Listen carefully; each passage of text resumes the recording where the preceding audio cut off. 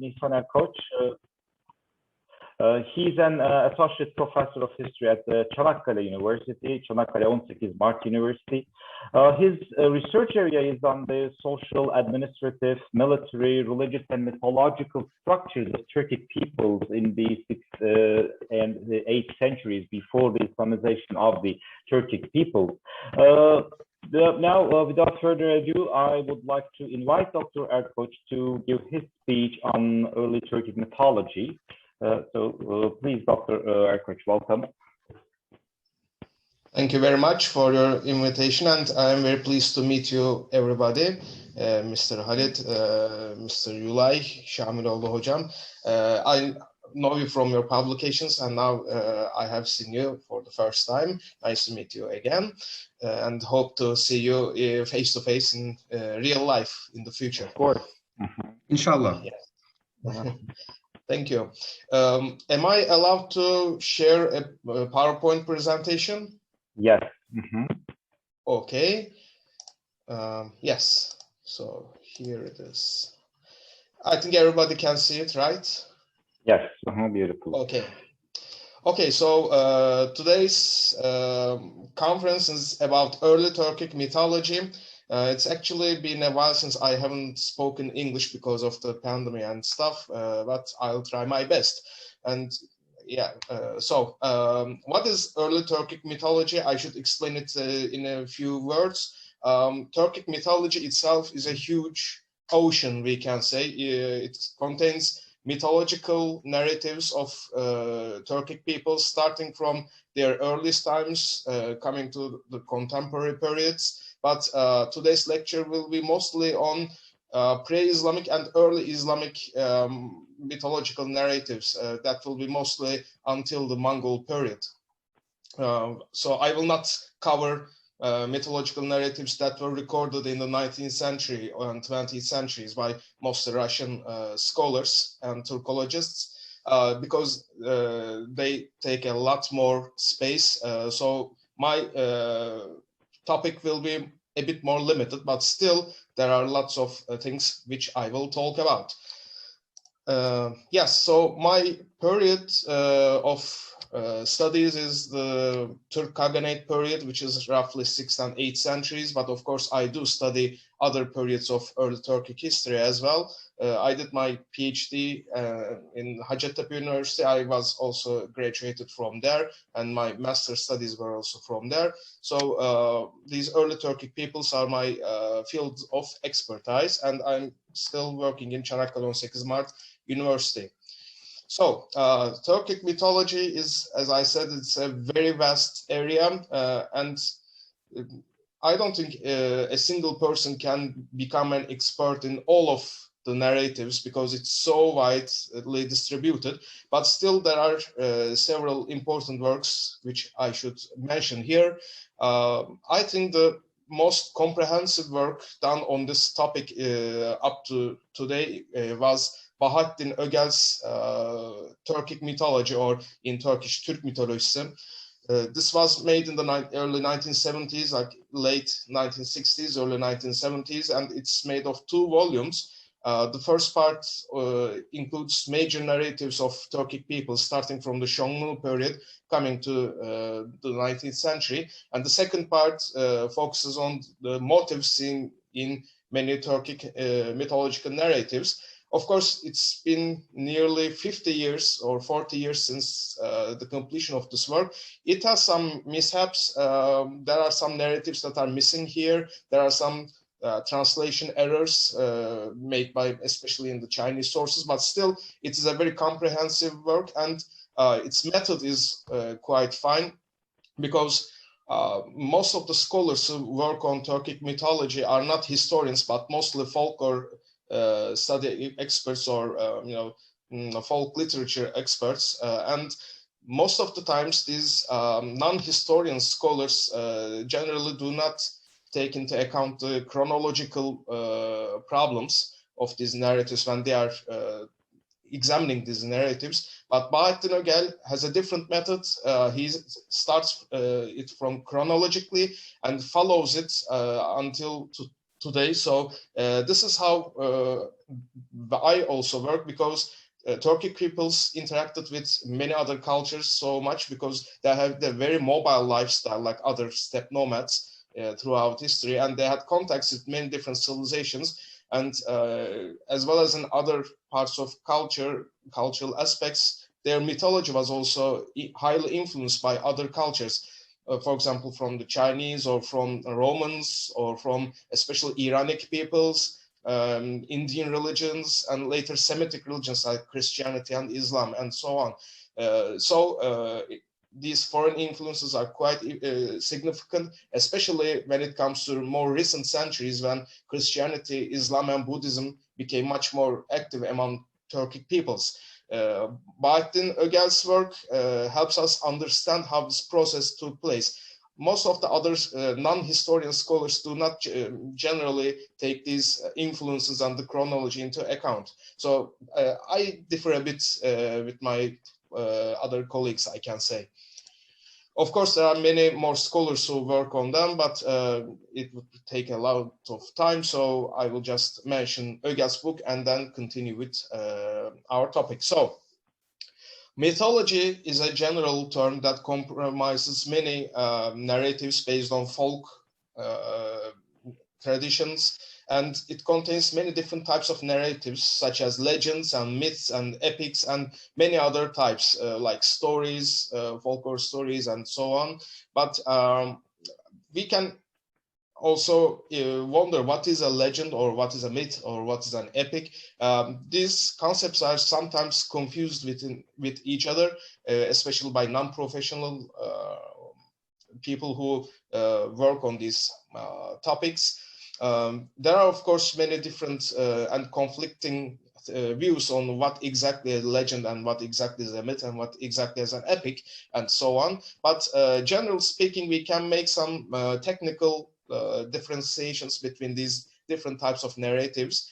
Legend is actually a bit more wider term, and legends are generally recorded in non-prose versions. They are mostly written down, and they don't contain mostly like poetic narratives, but myths are actually a part of legends. If a legend contains elements of like supernatural beings, deities, gods, spirits, and souls, a legend is generally considered a myth. And as you all know, myth is actually, it belongs to the ancient Greeks. It's a term that comes from ancient Greek culture, but today we use the term myth for many non-Greek narratives as well. An epic is generally considered to be legends and myths that are recorded in poetic form.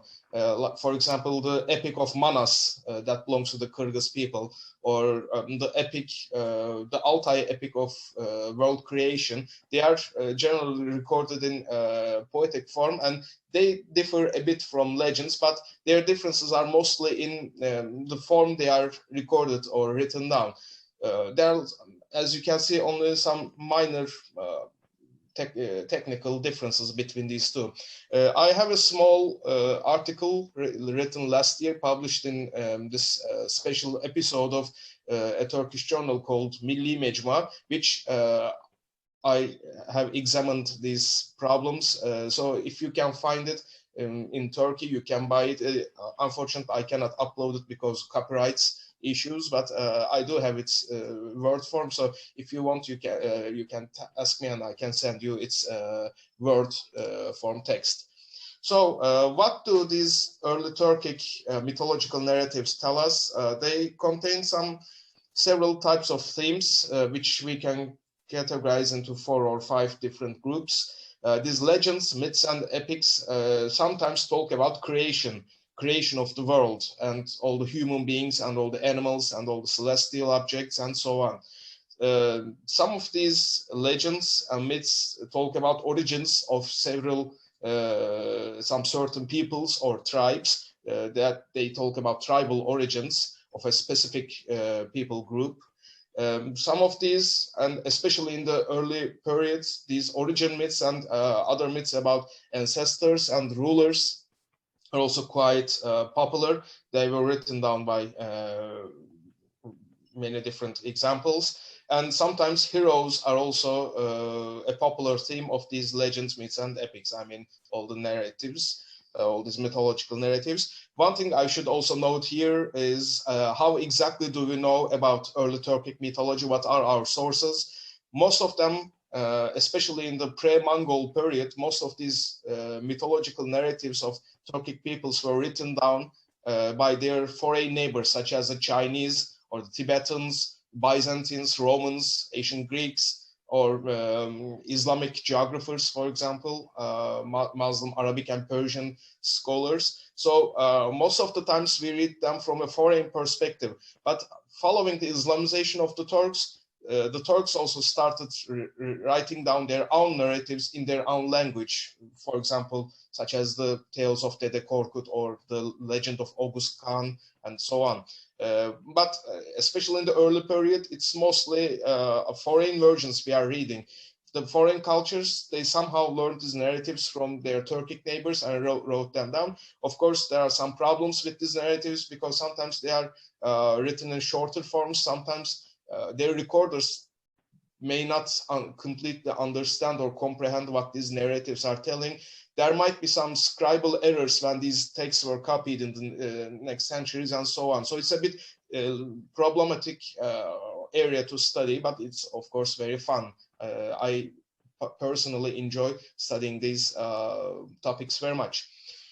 So regarding rulers and heroes, we encounter them a lot in the early times of Turkic mythology, as well as in later periods as well. In the post-Mongol period, there are lots of different rulers and heroes that are mentioned in mythological narratives. So when we examine these characters, they seem to possess some special characteristics which we can find in among all of them or most of them, such as supernatural birth. Sometimes these extraordinary characters are described to born very quickly or grow up very quickly, and growing fast and living a long life is another characteristic of these rulers and heroes. Especially if, for example, if we look at the legend of Oghuz Kagan, he's described as after his birth, he starts eating meat and drinking wine just after a few minutes after he is born, for example. These rulers and heroes are also described as possessing supernatural powers. They can sometimes rule over natural events such as rain and snow, or they might have some godly aspects. And these descriptions also indicate that these characters were, these narratives also contain some political influences. They have some hidden political messages. For example, if a mythological ruler is described as possessing supernatural powers, it is actually meant that his descendants also might be possessing these powers, and they might have a natural right to rule over the world or their people. So these narratives are also political narratives, you should say. So sometimes when we look at these rulers and heroes, they are also seen as being together with supernatural women, for example, Oghuz Kagan or Bögü Kagan of the Uyghurs, or some other mythological characters are described as having some relationships with some goddesses or some supernatural beings that are descending from heaven or rising up from the earth. And sometimes they might even have children from them, and their descendants might continue their father's rules. And most of these characters are also described as warriors and conquerors. Sometimes they are described as conquering most of the world. Oghuz Kagan is also one of these conquering type of guys. And sometimes these are influenced by narratives of Genghis Khan's conquest, for example. And they are also sometimes described as possessing wisdom. And for example, Bögü Kagan of the Uyghurs is described as being able to read all the scripts in the world, and he can speak all the languages in the world, and so on. And so these are all these characteristics show us that these narratives, these rulers, were more than human. They were like semi-god figures, actually. And as I said before, if they possess such characteristics, they are described as naturally being able to rule over the world, over their people. And of course, as early Turkic peoples were mostly nomadic and they lived mostly in the nature, their narratives contain many animals that are frequently mentioned. We can give examples like 4 of them. For example, wolf is, of course, the most well-known animal frequently mentioned in the narratives. Deers are also quite important, although especially in Turkey, this motif of deer seen in early Turkic mythology is sometimes ignored, or its importance is tried to be diminished by especially conservative scholars starting from the 1960s and 70s. So they gave more importance to the figure of wolf, but they sometimes ignore deer, but deer is also sometimes as much as important as the wolf. So there is actually an ideological clash here in modern scholarship as well, and it still continues until now. But today things are changing in Turkish scholarship. More and more liberal thinking scholars are now being studying these narratives, so things will change in the future. Eagles and other wild birds are also mentioned sometimes, but not as much as wolves and deers. And horses are also important in these narratives. But as far as I could see, early Turkic mythological narratives contain very few examples of supernatural horses. The figure of horse is more, it can be found more in more recently recorded narratives, especially in the 19th and 20th centuries. But of course, it must have been important in the early period as well. We just don't know much examples because, as I said before, it was mostly the foreign neighbors of Turkic peoples who recorded these narratives. So actually, most of the narratives must have been forgotten or stayed unrecorded. So we actually know quite little about early Turkic mythology compared with more recent mythological narratives of more contemporary Turkic peoples. So when we look at these animals, we can see that they have some functions. They are sometimes being ancestors, especially wolves, which I will give examples in the following parts of this conference. Sometimes they are seen as guiding and helping human characters, entire tribes or peoples or individual characters. So they are actually seen as some supernatural animals, perhaps possessing some protective spirits inside them that guide tribes, for example, during their migrations or to save them from some dangers and so on. Of course, these animals are mostly positive characters, but there are also monsters and some negative characters, creatures that are mentioned in the narratives. Giants, for example, are one of these. Baitner, for example, thinks that giants were not a very wide type of monster mentioned in early Turkic mythological narratives because he says most of these narratives about giants were recorded after the Turks converted to Islam. So it was mostly an Iranic influence. But I have recently discovered some narratives about giants that were recorded before Turks converted to Islam and deep in Siberia, for example, areas that were not very much in close contact with Iranic or Islamic peoples. So I consider giant to be an original motif and an original monster character seen in early Turkic narratives as well. A very frequent monster type we can see are peoples with wolf or dog heads, which are known in Greek mythology as cynocephaly. These are very, very widespread. For example, in the Mongol period, we can see them. The Oghuz Turks know about these. Tibetan texts mention or Chinese sources mention these people with wolf or dog heads. Sometimes these are individual characters seen, for example, alone in the steppes, or sometimes they are described as a united tribe that are neighbors, like northern neighbors of some Turkic peoples that are very difficult to conquer, for example. Sometimes they have human wives. An entire tribe of people, men with wolf or dog heads, are married with human wives. So they seem to be a very popular motif, and these characters can also found in some other cultures, mythological narratives as well. Dragons are sometimes mentioned, especially in the early Islamic period. This seems to be clearly a Chinese influence, but it was the dragon was also quite well known among Turkic peoples as well. This is not a very well-known topic, especially in early Turkic studies, but we do realize that dragons were also known and mentioned by Turkic peoples. Griffins as well.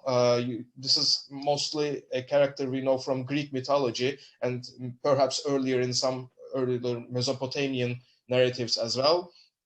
These are creatures with that are believed to be possessing an eagle head with a body of lions, like they have claws like lion claws, and eagle heads, and some feathers, wings. We don't know how Turkic peoples or other early steppe nomads called these griffins, but we do know them from the narratives of some Greek and Roman and Byzantine sources, as well as archaeological sources like the kurgans that are excavated in southern Russia or Ukraine or Kazakhstan or Mongolia. They do present us with some metal objects carved with griffins, or some felt objects that have griffin motifs on them. So these seem to have been also similar to the dragons. They seem to have been a popular figure among early Turkic and other steppe nomads. But unfortunately, we don't know how Turkic peoples call them. For example, we do know how the dragons are known. They're mostly, especially in August Turkic, they were called as Evren, or some other earlier, like the Turk or Uyghur period, they had some other Chinese terms, Lu or Long, that were used for dragons. Another character we see is Tepegöz, which is mostly mentioned in the Dede Korkut tales. These seem to be also borrowing from Greek mythology, the Cyclops, as you all know, especially from the Odyssey. But perhaps the Greeks might have borrowed these from some early other steppe nomads as well. We are not so certain. These Cyclops figures are actually a part of giants. These giants and the Tepegöz characters are mostly negative creatures that hunt human and horses. Sometimes they are found as individual characters, just like the cynocephaly. Sometimes they are mentioned as living as tribal groups, as again to the north of some Turkic peoples, or sometimes in mountains and caves. And they have to be sometimes murdered or killed or hunted down by Turkic human characters. And of course, there are some other monsters mentioned in mythological narratives, but the ones I described here are the most common and popular figures. So when we examine legends and narratives of steppe and Turkic peoples chronologically, we can see that some narratives were quite popular and they were noted down by their neighbors.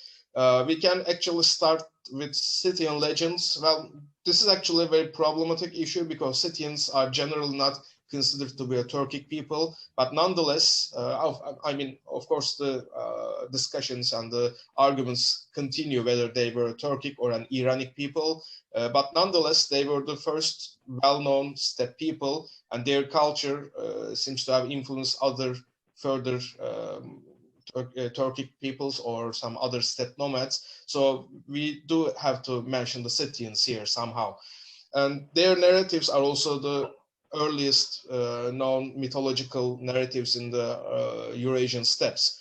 And most of these Scythian legends were, of course, recorded down by Herodotus, the Greek historian who is known as the father of history. In his fourth book of his histories, he's talking about several legends of the Scythians he heard from the Pontic steppes. One of them is about the slave rebellion. The Scythians go to Asia, which corresponds to modern Caucasia and Persia, Iran, and some parts of Anatolia. And when they return, they see their slaves are married with their women, so they have a fight. They fight a battle, and so on. And somehow the Scythian men managed to defeat their slaves, not by their swords but their whips. Because when the Scythians use their whips, their slaves remember that they were slaves and not warriors, so they give up the fight, and the Scythians regain control of their land. And another legend is about Targitaus and his sons. He's described as the ancestor of the Scythians, the first Scythian person actually in the Pontic steppes. And after he dies, several golden objects fall from the sky. And Targitaus has three sons. When these, the eldest and the middle son try to touch these objects, their hands are burnt, but the third son managed to keep them in his hands. And then he's made the king of the realm, and his name is Scythian, and then he becomes the ancestor of Scythian kings. This objects falling from the sky is a very common motif we see in later parts as well. Herodotus tells this slave rebellion and Targitaus and his legend as original legends of the Scythians he heard from them. And then he tells that the Greek colonies in the Black Sea coast, especially in the Pontic region, they also have their own origin version of the Scythians that they connect with Greek mythology. According to this narrative, this Greek version, the Scythians are the descendants of Scythes, who is the son of Heracles and the half-snake woman who resides in the Pontic steppes. So Heracles somehow ventures there during one of his travels, and he meets with this woman after Heracles loses his horse in the steppes. And they have an intercourse, and the woman later gives the horse. And of course, she gets pregnant, and then she has several children from Heracles before setting him free. And before departing to Greece, Heracles tells the snake woman that he's going to give his weapons to her. And when these children grow up, the one that can handle these weapons should become ruler of the realm, and then the others should be outcasts. And Scythes, his youngest son, managed to use his father's weapons, and he becomes king of the realm. This seems to be a mixture of Scythian and Greek original myths. Griffins are also mentioned by Herodotus and some other Greek sources, and of course we can see depictions of griffins on metal objects found in many Scythian kurgans. And then there are also other Scythian legends as well. After the Scythians, the Eurasian steppes were, especially in Asia, they were mostly dominated by the Xiongnu or the Asian Huns. They were known as Xiongnu by their Chinese neighbors. And these are actually considered to be the earliest Turkic mythological narratives. Bahattin Ögel also considers them to be the earliest Turkic narratives. But he seems to have skipped a few of them, which I have added to his list here. So the earliest narrative we see about the Xiongnu or the Asian Huns are dated to the 10th century BC. It's found in the Chinese source Shiji, which is also the first official Chinese history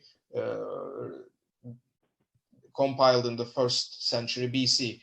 So according to this legendary narrative, during the 10th century BC, there was a Chinese king called Mu, King Mu of the Zhou dynasty.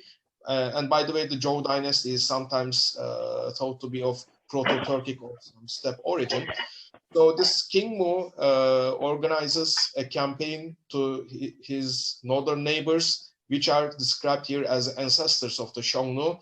And after defeating them, he brings 4 white wolves and 4 white deer from that region, and it takes these animals back to his capital. This is also the first time wolves and deers are mentioned in regard of Turkic mythology, or steppe mythology, we can say. Of course, the ethnicity of the Xiongnu is also another topic of discussion and disagreements, but sometimes they are considered as an early Turkic people, which I also agree with. But of course, we should also remember that terms like Scythian and Xiongnu, Han, etc. were more like general terms, and they often do not necessarily have to be ethnic names. We should also consider that, but the thing is probably the core tribes were Turkic, which I agree with.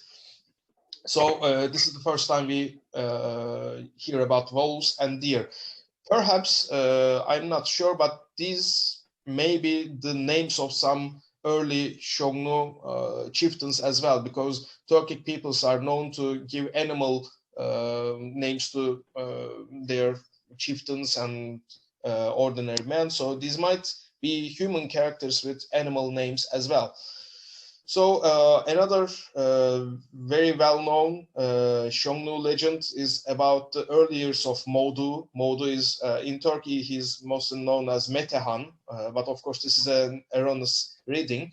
Modu is or Modu Chanyu is the founder of the Xiongnu Empire in the early 3rd century BC.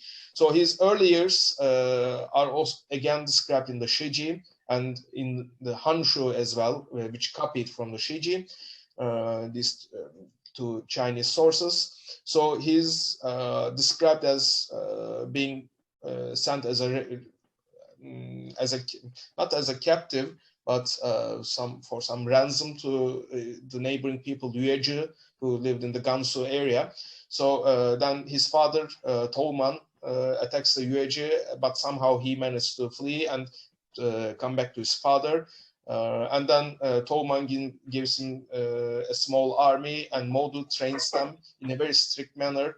He invents arrowheads that can make noises, whistling arrows, and he trains them in a very strict discipline. He shoots his own horse, his own personal wife, and his father's horse, and those that do not shoot at these targets are executed immediately. And then Modu makes his still disciplined army, and he kills his father in a hunt.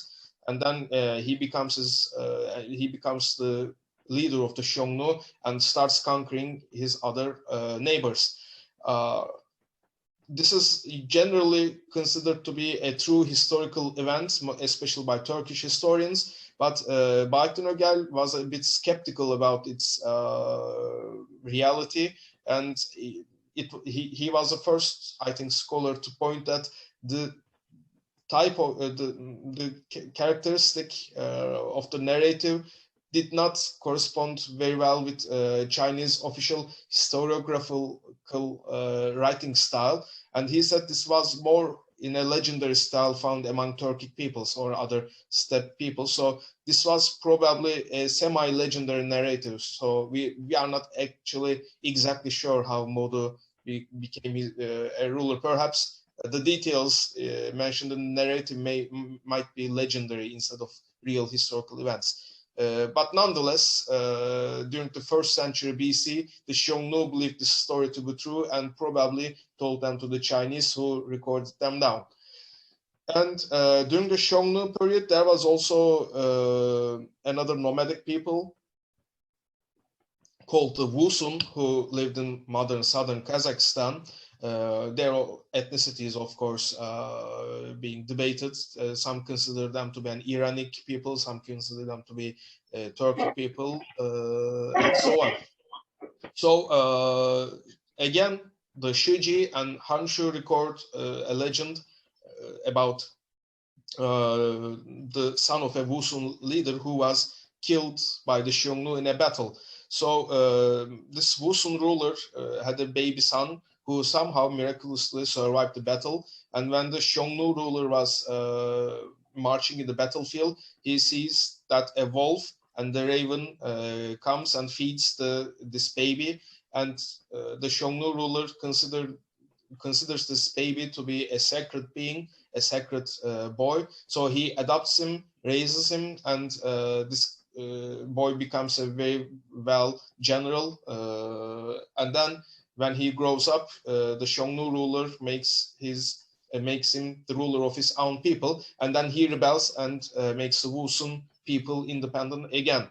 Now, this is probably containing some Mediterranean, especially Roman influences, because the wolf feeding a child and saving him from starvation is also found in the famous Roman legend of Remus and Romulus brothers being fed by a female wolf. So this narrative somehow must have found its way into Central Asia, into Turkestan during the Parthian period. We don't know how exactly, but we do know depictions of this Roman legend found in Uzbekistan. In some Sogdian palaces, they do have some wall murals that depict these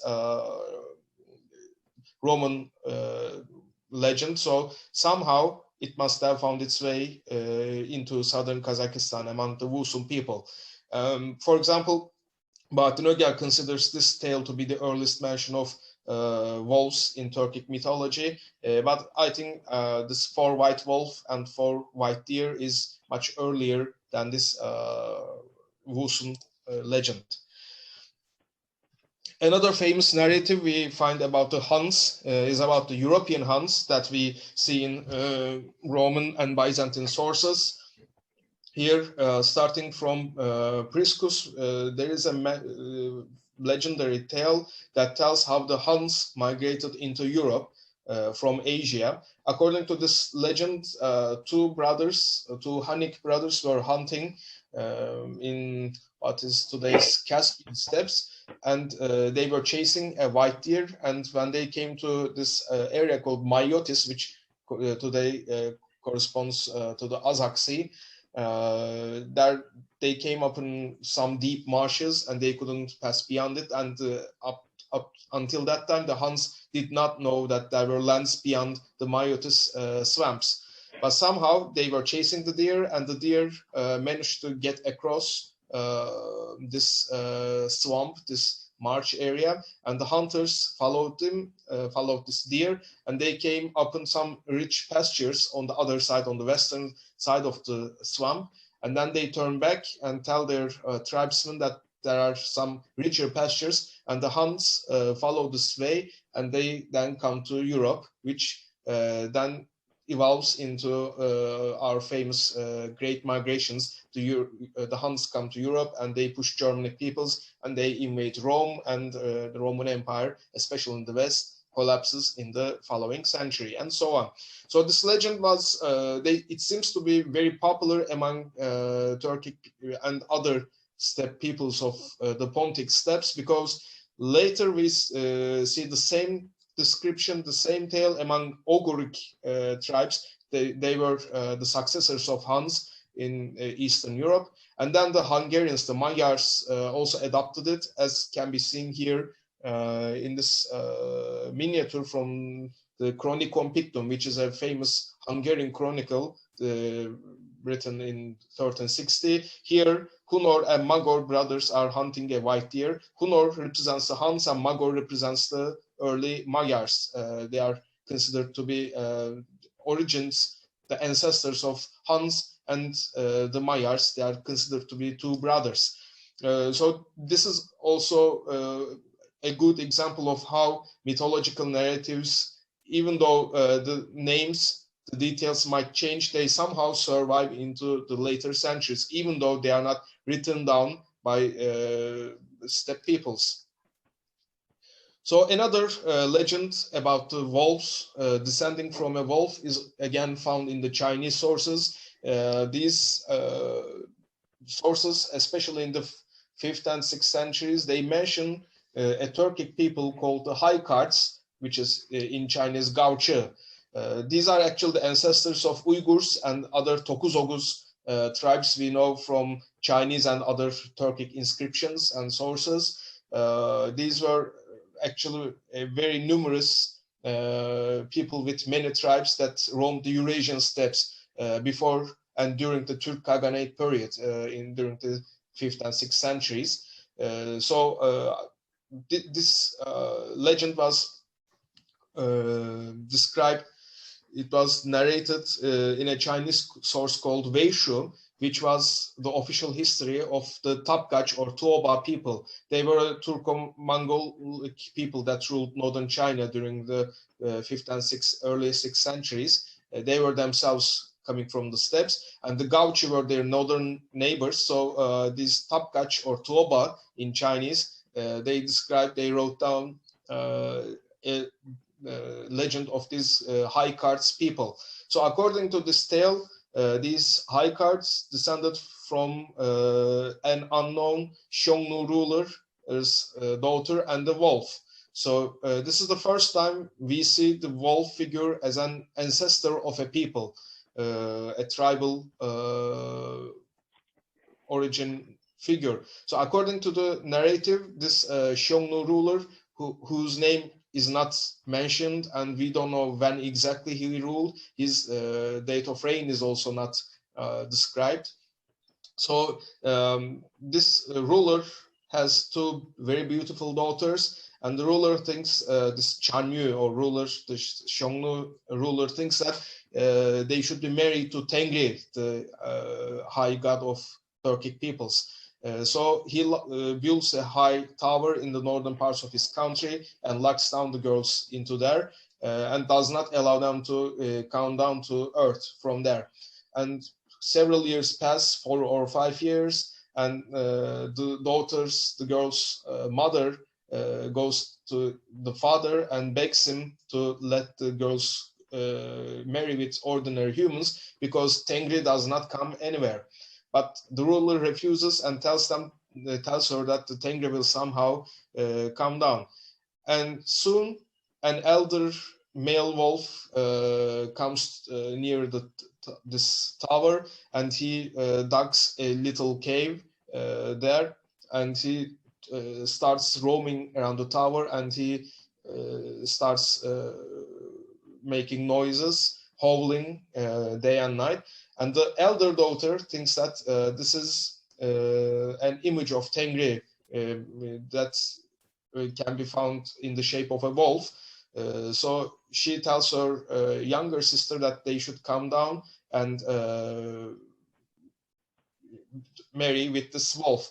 But the little daughter does not agree. She says this is a dirty animal and you will bring disgrace to our family and so on. But the elder one does not listen to her, and she comes down and gets together with the wolf, and then she gets pregnant, and the Gauchi people later descend from them. And Weishu ends this narrative with the words saying that because the high cards are descendants of the wolves, their songs also resemble howling of some wolves. Which probably depicts some, I don't know, throat singing perhaps that can be found in modern Turkic and Mongolic peoples, or some other some singing style that perhaps resembled animal sounds.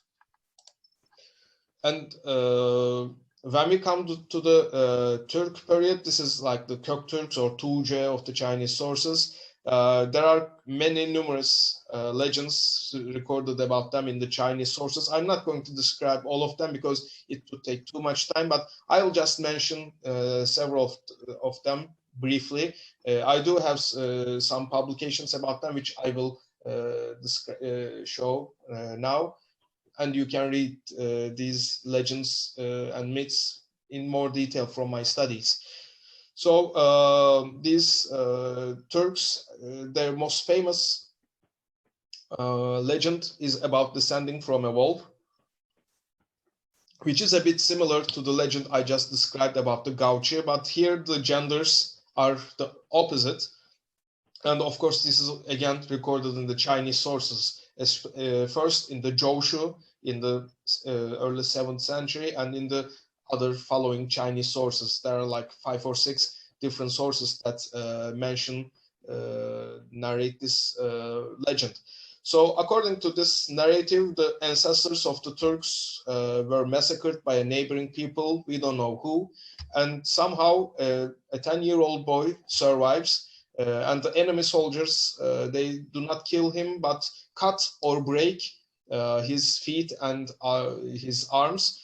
We don't know what exactly they did, because the Chinese word used there, Qin, is having two different meanings. So perhaps it was meant to be broken, not cut exactly, but we are not sure.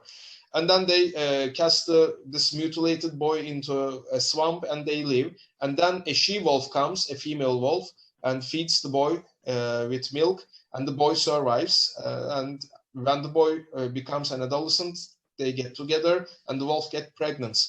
Somehow the ruler of this neighboring country hears that the boy is alive, and he sends his soldiers there to kill the boy. And when they reach the area, the wolf flees. We don't know what happens to the boy. Perhaps he was killed or managed to flee, we don't know. But the story goes on with the wolf. And then this wolf goes to the Gauchang area, which corresponds to modern Turfan in eastern Turkestan. And then the wolf does not stay there much long and goes to the Altai Mountains, called Jinshan in the Chinese text. And there she finds a cave. And when she gets into the cave, she walks a bit, and then she comes across with a very rich grassland covered with mountains, and it has no exit except the cave. So it's an isolated area within the Altai Mountains. And even today, the Altais have many such valleys, hidden valleys, that fit perfectly with the legend's narrative. So the wolf gives birth to 10 sons there, and when these sons grow, they get out of the cave, they marry with foreign women or women from other tribes, and then they go back to the cave and to this isolated grassland. They grow in number, and they stay there for several generations, and when time comes, they get too crowded, they get out of the cave, settle in the Altai Mountains, and become ironsmiths. And there they are also they become vassals of the Rovran or Janjan, as we know in Turkish historiography. They were probably Mongolic Khaganate that ruled Mongolia and areas around. And then we do know that perhaps a century later they become quite numerous and powerful, and they overthrow the Rovran and found their own Khaganate.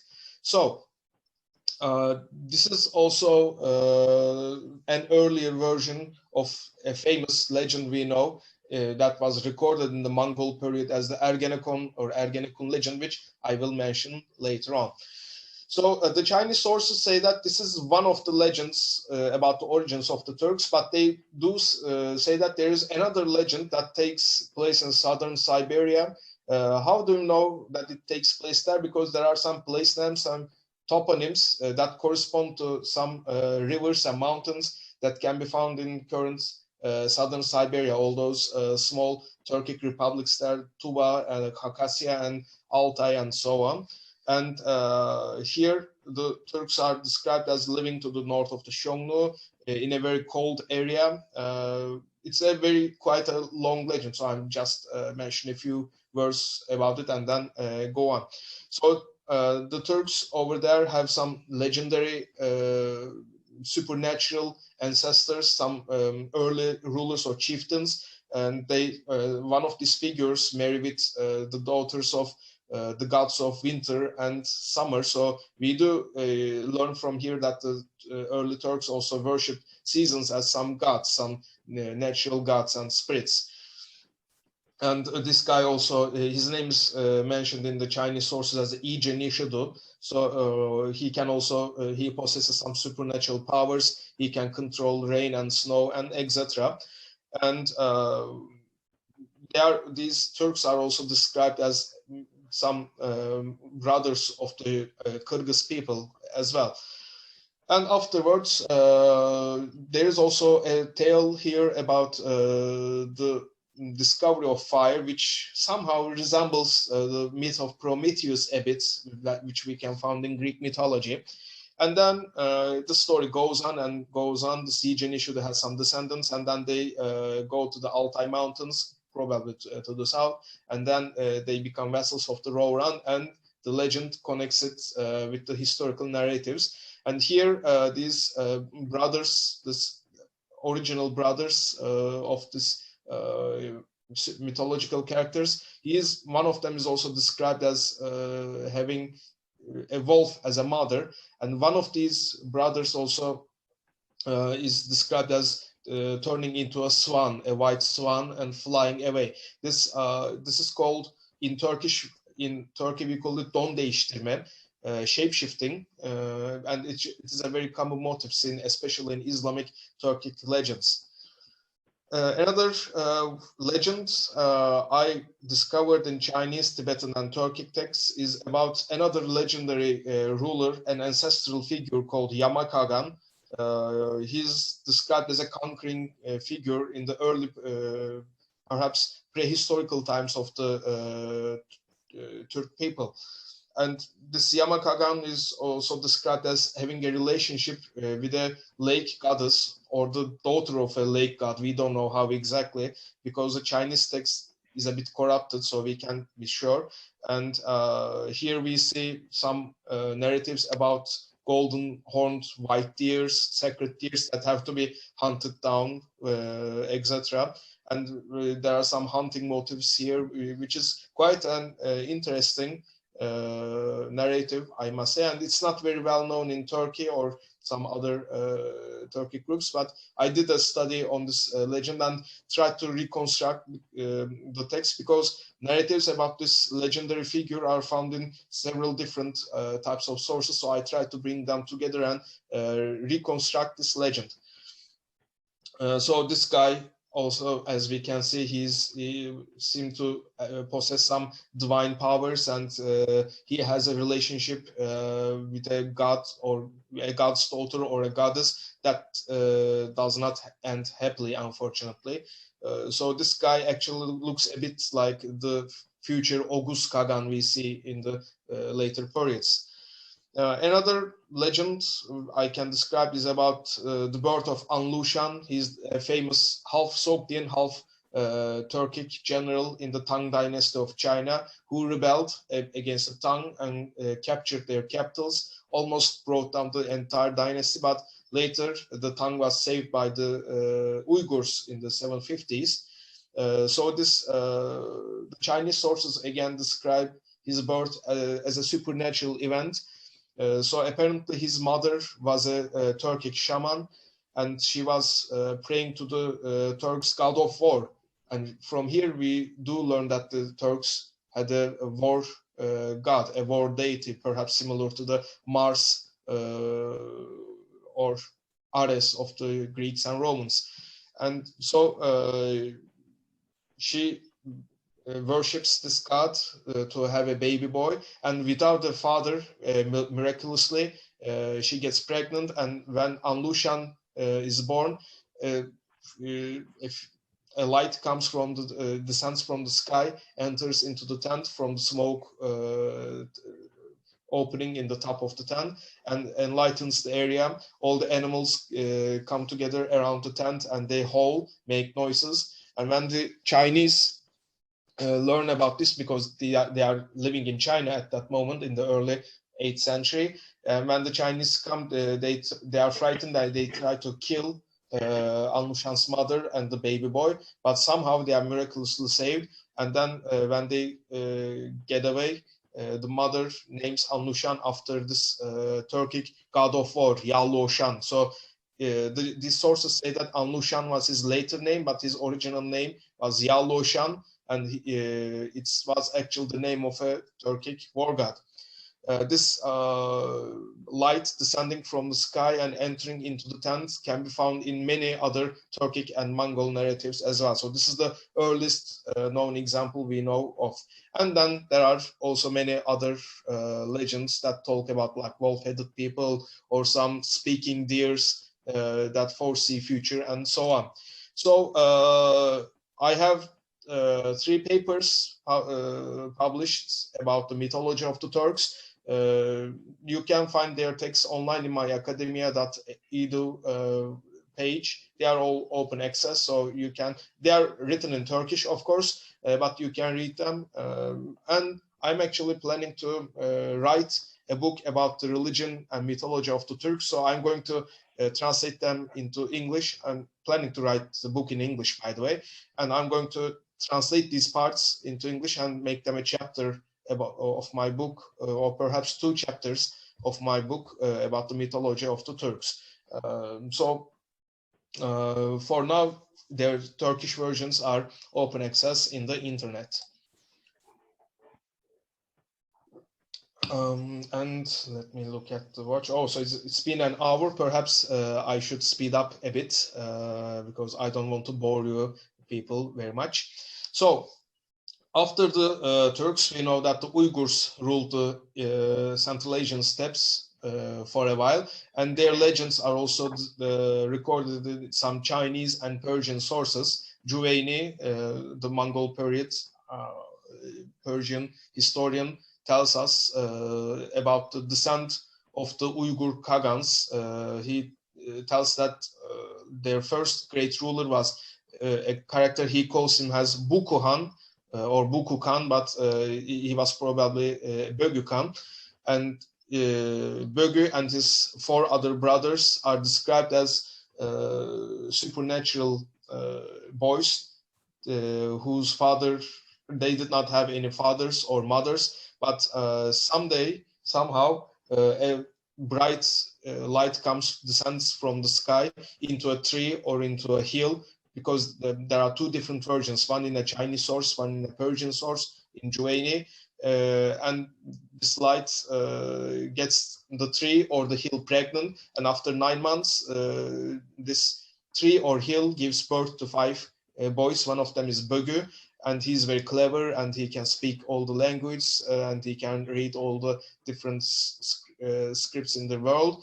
And then he becomes ruler of the Uyghurs, and one day when he's sleeping, a light comes from the sky into his tent from the smoke opening, and gets into the shape of a very beautiful woman. Bögü is frightened in the beginning and does not talk to her. He pretends to be sleeping. But after a while, yes. So it is going really beautifully, but I think we will need to invite you one more time to continue on this topic. Just, I think you have already provided a very beautiful explanation of the general theme concerning the Turkic mythology. Let's stop here, because then we won't have any time for questions. I would like to open the floor for questions, if you would let me do it. So I'll ask just 1 minute, and then we can continue. Okay, so these Uyghurs have 2 different myths, which is somehow semi-historicals, and the Karakanids have like Alper Tonga and Satupu Rakan. Starting from here, we start getting Islamic narratives, and Shu is a legendary Turkic ruler, and the legends of the Oghuz is very well known. Perhaps we can make another program and I can describe this. Certainly. Tales of Dede Korkut and Oghuz Kagan, and the rain-bringing Yada stone are legends of the Oghuz and Köroglu as well. And legends of the Mongol period, I consider them to be a part of Turkic mythology because they were very influenced by Turkic peoples, and they of course have some descending from a wolf and the Ergenekon legend and so on. They are mostly borrowings from Turkic peoples. And and then I was going to end it saying that there are many more narratives that can be found in modern Turkic world, and they need to be studied in very detail. So thank you for your participation and your patience, I can say. Thank you very much. Thank you very much. This really, I think, requires a follow-up discussion, especially now you are entering into the later periods rather than the early Turkic mythology, and the topics gets more interesting as you speak. Thank you very much for that invigorating talk.